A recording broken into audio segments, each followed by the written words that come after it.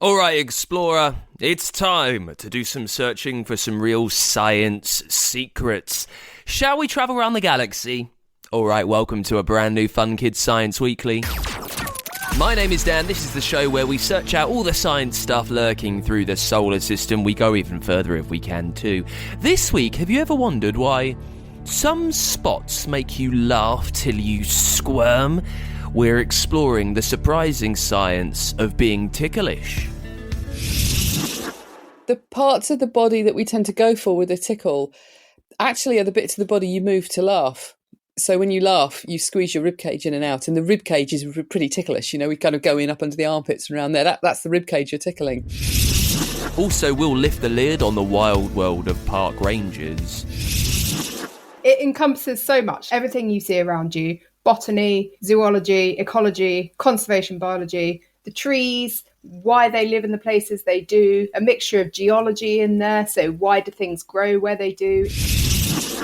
And we've got another deadly scorpion going on to the Dangerous Dan list. It's on the way in a brand new Fun Kids Science Weekly.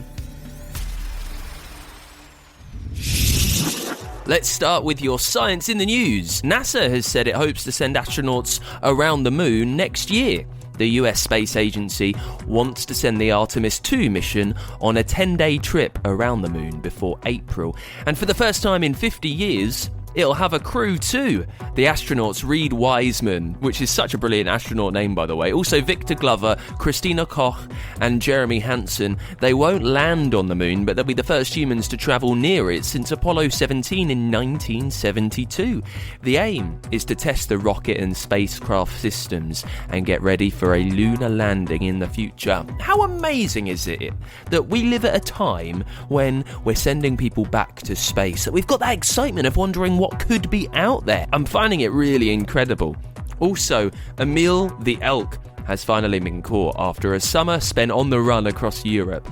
This elk, it's a big black deer. It's been wandering around the continent for months. It's been spotted in Poland, in Czechia and Austria. This is dangerous. They're big creatures and they should stay near their herd in the wild. And it was spotted quite close to a motorway near the village of Sattelt in Austria, and it was captured. They don't want it getting onto the road. Think of all the damage it could cause, not just to itself. Since then, he's been released in a forest where there are about 20 elk, and it's hoped he'll join them and not wander off again. Well, sometimes you just want to go exploring by yourself. This elk went on a little summer holiday all around some of the fancier, nicer parts of Europe. And our final story this week, one of the highlights of the night sky through the year is soon to sweep across space. The Orionid meteor shower is active through October, with loads of meteors slashing through the sky. Shall we find out why? Where have they all come from? Let's welcome our good friend Ed Turner from the National Space Centre. Thank you for joining us, Ed. Why does this happen more or less every year? Well, meteor showers, we get more than just the Orionids. We get several different meteor showers at different times in the year. And it's all because of where these meteors are coming from. Essentially, these little meteors, these little kind of chunks of rock and ice that are burning up in our atmosphere, they're coming from comets. So comets, in their orbit around the sun, they are very slowly breaking up little chunks coming off of these comets. And every single different meteor shower is associated with a different comet. So for the Orionids, what we're talking about today, it's actually Halley's Comet, probably the most famous comet that we all probably know about. And essentially what is happening is the Earth is actually going into this sort of debris field. And as the Earth orbits into that debris field, those rocks end up burning up in the atmosphere. And that's what we can see in the night sky. So Halley's Comet is the one that we can see very rarely, right? It's every 100 years or so. Why is loads of these meteors that have broken off from the comet, why are they always in this space at this time of the year? Do we know? I think it's about every 75 years, something like that. So you would expect that, every 75 years we may see these chunks of rock. But you've got to remember, Halley's Comet has been in orbit for a very, very long time. And these chunks of little bits of ice and rock have been breaking off for a very, very long time. And that means that over time, they sort of spread themselves out. So you can sort of think of, if Halley's Comet's orbit is this nice line, all over that line there's these little dots, these little chunks of rock and ice that have broken up pretty much the entirety around Halley's Comet's orbit. And then, as I said, Earth is just orbiting within Halley's Comet's orbit and then incoming with all of those rocks and intercepting all those rocks and bits of ice. Now, it's active, well, we can see it from the 26th of September towards the end of November, really, but it said that it will peak on the 20th and 21st of October. What's happening around that time that means it's really good for us to see? So basically, that is essentially, as I said, like if you imagine Halley's Comet is just one single line, that is when Earth's orbit is intersecting that one single line. So that is where most of those chunks of rock and ice are. And what is especially good at this period of time is the fact that the moon's phase will be a new moon. So the sky will be actually at its darkest point. And that means, fingers crossed, if it's not too cloudy, you will actually be able to see quite a lot. You can see about 15 meteors every single hour, these little whizzes of light across the night sky. And what's great, you don't need a telescope, you don't need binoculars, don't need any specialized equipment. All you need is your eyes, just acclimatize to the darkness and take a look up, basically. And they do zip by very speedily. The Orionids, they travel at 41 miles a second. Now, Yeah. you say that we just need to go outside. Is there any particular place that we should be looking, a direction? What might help us out?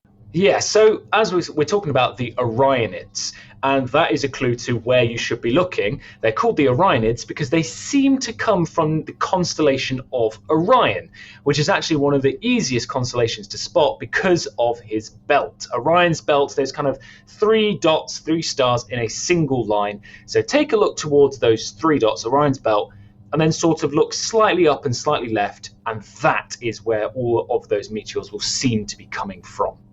So this is special because there are so many and it happens at like a similar time every year. Are there other meteor showers that we could see quite often if only we knew about them? Yeah, there is loads and loads. And they are all, again, associated with kind of different names depending on what constellation they seem to be coming from. So we've got the Orionids, you've got the Perseids, those sort of just finished, seeming to come from the constellation of Perseus. Those are around August time. We've got the Trichonids, the Taurids, the Lyrids. There's loads and loads. So my advice is, what you need to do is take a look, kind of give it a little bit of a Google, have a look when all of these meteor showers are throughout the year, and then pop it in your calendar so you know that they're coming up. Well, it's always great to chat to you. Learning so much. Ed Turner from the National Space Centre, thank you for joining us. Thank you for having me. Thank you very much to a science legend, Ed Turner from the National Space Centre. Always brilliant to chat to him about what's happening through the sky. And it's the Orionids this time. Keep your eyes peeled for them. Should we get to some of your questions then?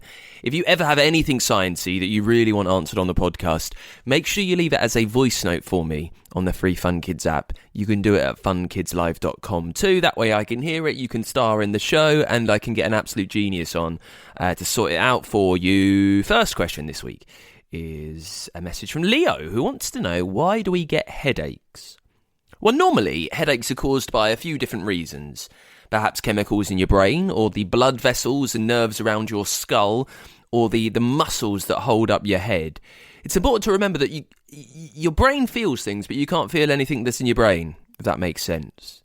But normally, headaches are made by too many signals being sent through the nerves around your head, and then your brain doesn't know what to do with it, so it kind of reacts by making a pain feeling. If you don't drink enough water, that causes a strain on the nerves and the muscles that hold your skull up, so that'll really hurt. It makes them work harder with less energy. Sometimes the food you eat, like chocolate or cheese, they carry things in there called nitrates and other processed food chemicals, which your nerves struggle to deal with.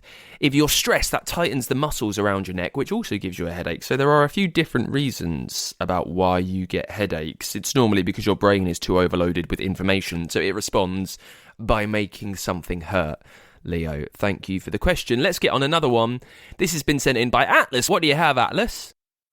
Hey Dan, how are you? My name is Atlas and I want to know when you itch your tummy, why do you laugh? Thank you. Atlas, thank you for that question. Why do you laugh when you itch your tummy? Is that what happens for you, Atlas? I'm not sure if it happens for me, but I do get like different parts of my body that are quite ticklish, sometimes extra ticklish. Shall we find out why that happens as well? Welcoming back onto the show, renowned British neurologist from UCL, Sophie Scott. Thank you so much for being on. Are you ticklish, Sophie? I would like to. I sort of want to say no, but I suspect I am actually quite ticklish. Yes, doesn't feel very grown up, does it? Well, no. Is that half the point, though? Are we all ticklish in some way? Is that what we're getting at? Yes, I think so. It's really interesting. Ticklishness does seem to be something that emerges very early in life. It's a very commonly kind of.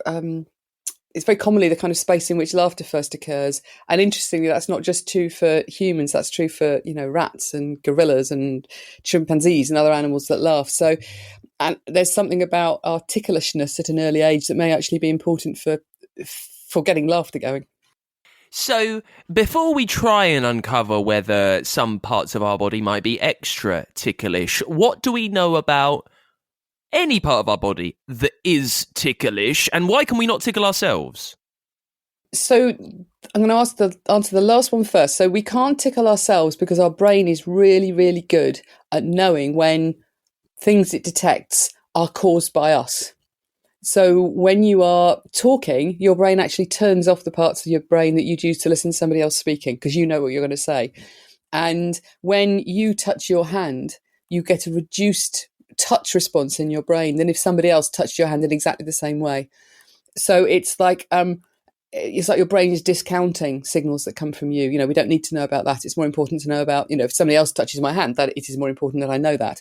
So that seems to be where we can't tickle ourselves. We can't actually touch ourselves in the same way somebody else could do. What's the purpose of being ticklish, Sophie? I think the purpose of being ticklish actually is just to get laughter going.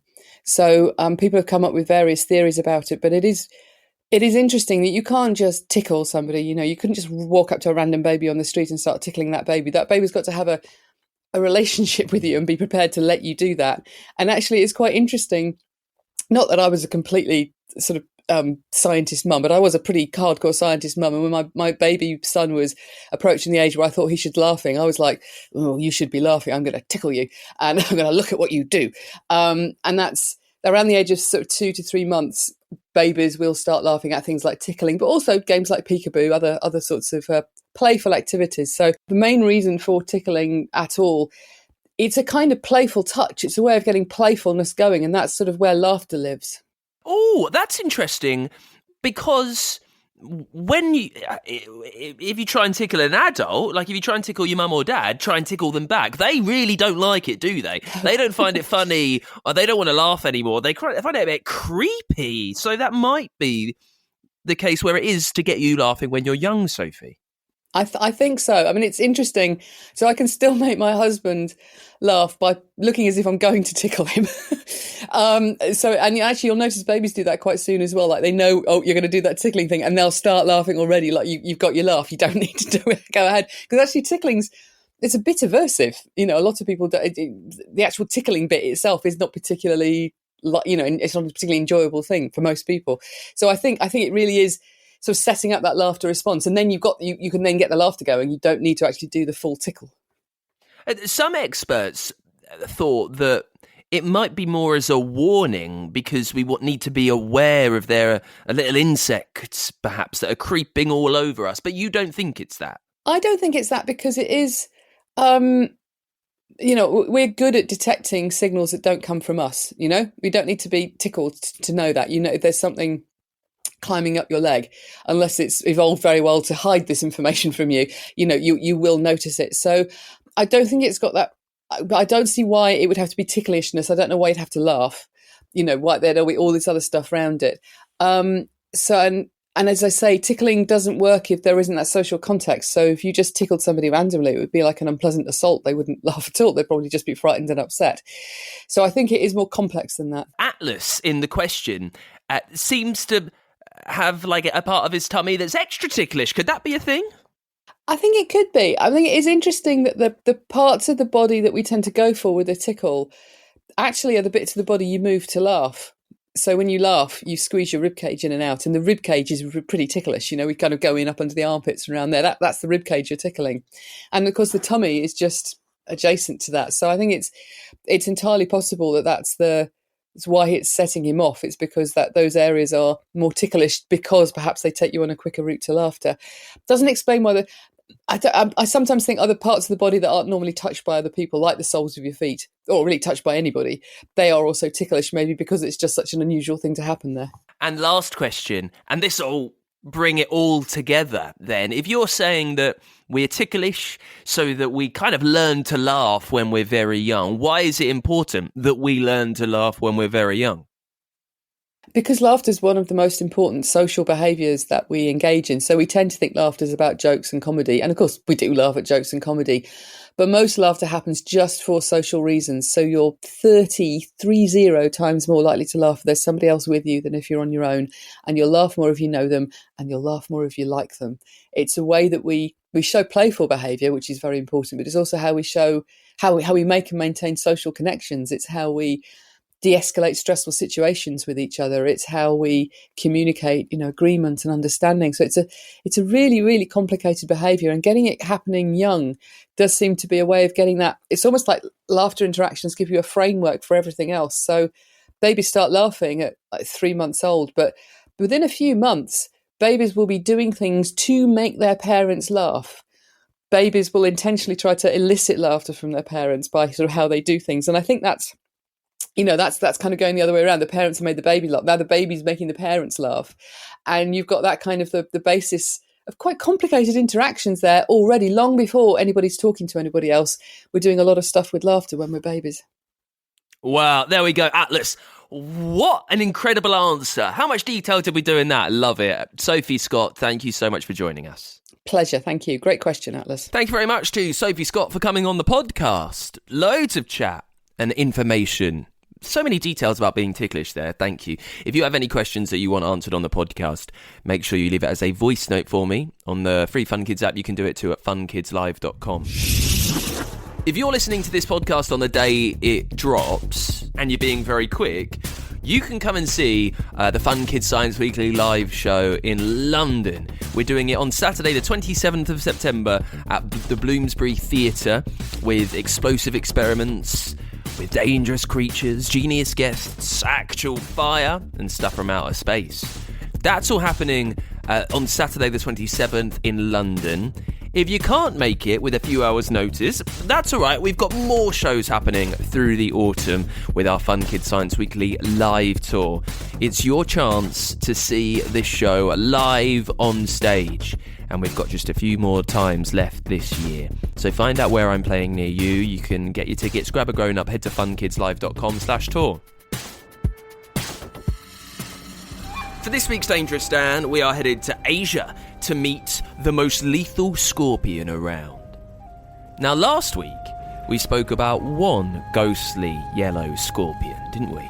Well, in searching for that, I've discovered something even more deadly. Let me tell you about the Indian red scorpion. It's, well, a reddish colour. There's twinges of bright yellows and oranges in there too, mixed with a swash of brown. It grows to about 9 centimetres long, so it could probably fit in your hand. It's got small pincers with a big stinger. And remember what we learned about scorpions last week? The smaller the pincers, normally the deadlier it is. Well, this one's sting is devastating. And it's very strange. Most venom attacks the nervous system, what kind of controls your body. If it's attacked, it powers down, like slowly shutting off a computer. This beast's venom does that, and more. It triggers a massive adrenaline surge in your body, like you've had 50,000 fizzy drinks. It shuts things off, it puts things into overdrive. It makes your blood pressure rise, your heart rate leaps up, it's pumping, everything starts working really hard, and that's very damaging to your body.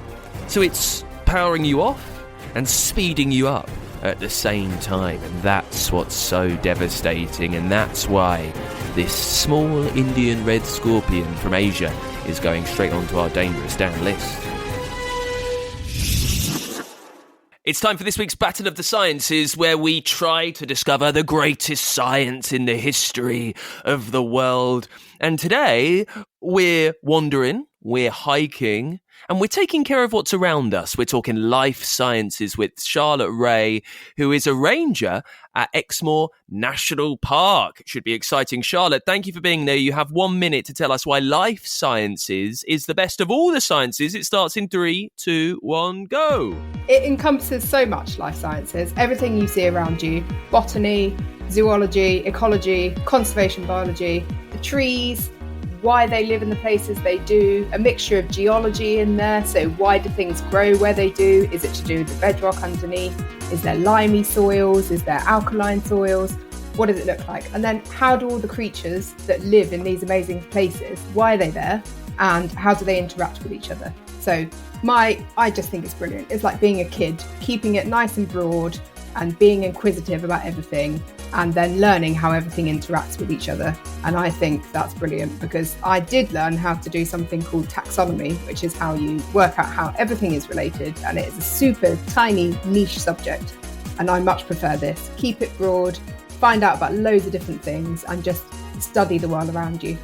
Wow, life sciences. It does sound a brilliant way to tie together so many different sciences we've spoken about on the podcast. Now, Exmoor National Park, Charlotte, is big, 267 square miles. What are you doing day to day in your job as a ranger and a life scientist? What are you doing in all that space? Absolutely everything. So I'd say overall, I need to understand what we have, what habitats we have here, what special creatures and species that we have here, and then how all of it relates. So we have lovely wooded valleys with beautiful fresh water running through it. You've got salmon in there. You've got all the tiny little bugs that all the salmon eat. And then you're looking after woodland and the creatures that might live there. We get to work on exciting projects, releasing new species. So, for example, pine martens, which are an amazing little fluffy creature that lives in the woodlands. So generally what I do is try to look after things. So we're looking after and improving the natural world that we have on Exmoor, whilst also doing a bit of social sciences, just to get that in there. So talking to the people that live here, what do they want to see? What works for them? We have a huge amount of farmers on Exmoor. So how are the things that we're doing, protecting the habitats we have here? How does that then relate to what they're doing? How can we all work together to achieve the same things and make Exmoor a more wildlife-rich place and a special place for the future? With some of the experts that I speak to, Charlotte, it can be quite straightforward to know what they want, right? If you are maybe a space physicist, an astronomer, you might want to discover a new planet. In your branch of science, when you're working on Exmoor, what's the long-term goal for you and your expertise there? I guess a sustainable Exmoor, somewhere that, that is full of nature, that is managing to just live in a very natural way, that where humans can live in amongst that, and then just hoping for sort of more species in there, more richness, because the more we have of that, the greater these places are to visit, the more wildlife you see when you do go out walking or mountain biking. So it's about how humans can be in these places. We don't have, grand national parks like America. These are places that actually people are living. So it's about how we can all interact with each other and how we can all look after the things that are around us, I think. Well, that works into the last question, which is always the same, Charlotte. If I were to throw you forward years and years towards the end of your job as a park ranger, what's the one thing you want to do, or what's the one discovery you want to make in the field of life sciences? What do you want answered? I guess I'd love to know all of the species that exist on Exmoor. You've got amazing lichens, you've got these relationships of fungi and algae that live on trees, and you've got all these amazing insect life and everything that we have here on Exmoor. And that's not even thinking about the soil, what's in the soil and the microbes that live there. It would be amazing to understand everything that's here and how it all relates to each other and why we end up with such a special place. and then how we can look after that and improve it as well, make it, just good for the future and sustainable for the future, resilient. Well, it's been amazing to explore Exmoor and to learn all about life sciences with you. Charlotte Ray, thanks for joining us. Thank you.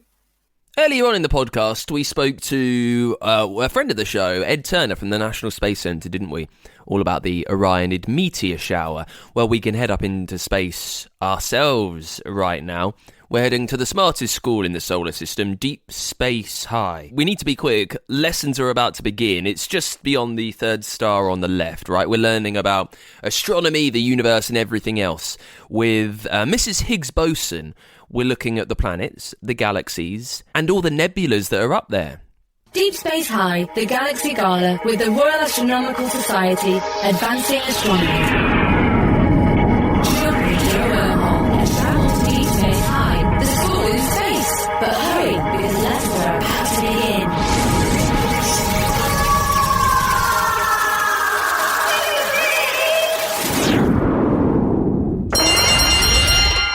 Okay, settle down. Okay, we've now made some great planets, show-stopping nebulas, and an array of dazzling stars. There's just one problem. We haven't decided what to put them in yet. How about a cardboard box, miss? No, I mean what type of galaxy. Galaxies are collections of all those different cosmic contents, held together by gravity. Aren't all galaxies the same? No, they come in a variety of sizes. Out of the billions of galaxies in the universe, some are very small with only a few million stars, while others are huge with over 400 billion stars. Let's have a whopper, miss. If you like. But we don't just need to decide on size. We also need a shape, and there's different types of those, including elliptical, spiral, and irregular. That reminds me, what's a galaxy's favourite game? Oh, here we go. Another terrible joke. Go on. What is a galaxy's favourite game? I spiral. I spiral. Thank you, Quark. Right. To find out more about the different shapes, we're going to play Galaxy Top Trumps. Sam, you're playing the elliptical galaxy cards. Here they are. Can you describe what the galaxies on your card look like? Looks like they're mostly an oval shape. Quite smooth. Some of them have rings around them, but they're pretty simple. A bit boring looking. Quark, you can play the spiral galaxy cards. Here you go. Can you tell us what the galaxies on your cards look like? Cool. Well, they're spiral shape, of course. They're really pretty. Some have one or two twisty arms around the middle. Some have loads. They look like whirlpools. They all seem to have a big bulge in the center. Electra, you can play the irregular galaxy cards. They're the ones that don't fit into the first two types. Astronomers think that some were made by other galaxies crashing together.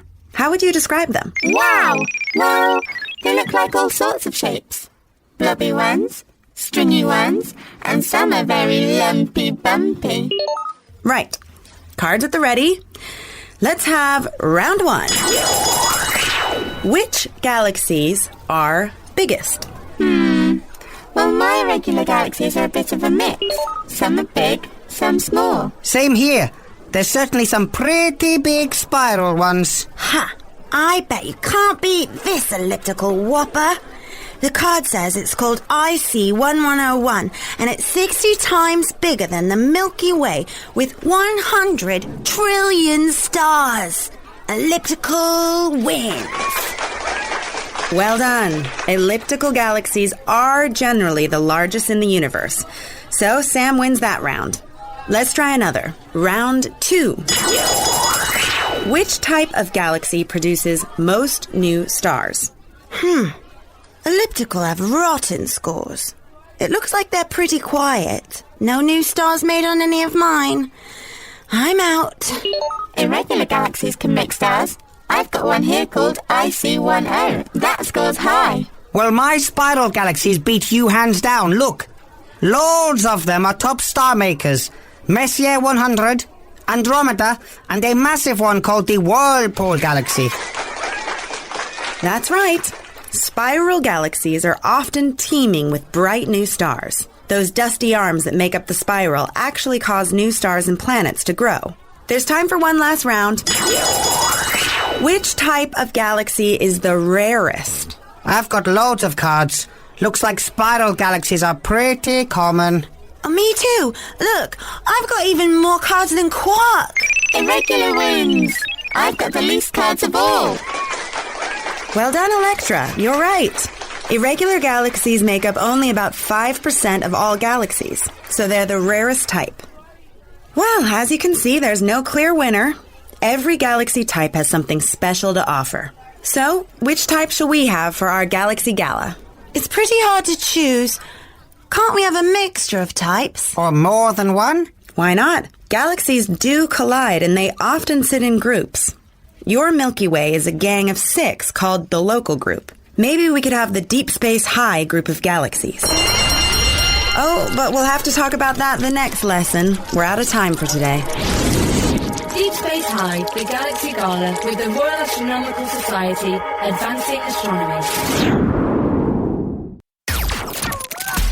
And that is it for this week's Fun Kids Science Weekly. You can hear more episodes of Deep Space High. Visit that whenever you like on the free Fun Kids app. They're on Google, Spotify, wherever you get your shows, and on our website too. We've got a few more Fun Kids Science Weekly live shows happening this year. Get your tickets, funkidslive.com/tour. Send your questions over to the website and on our app as well. Then you can star in the podcast. And Fun Kids, we are a children's radio station from the UK. Listen all around the country on our app at funkidslive.com. And if you've got a smart speaker, wake it up and ask it to play Fun Kids.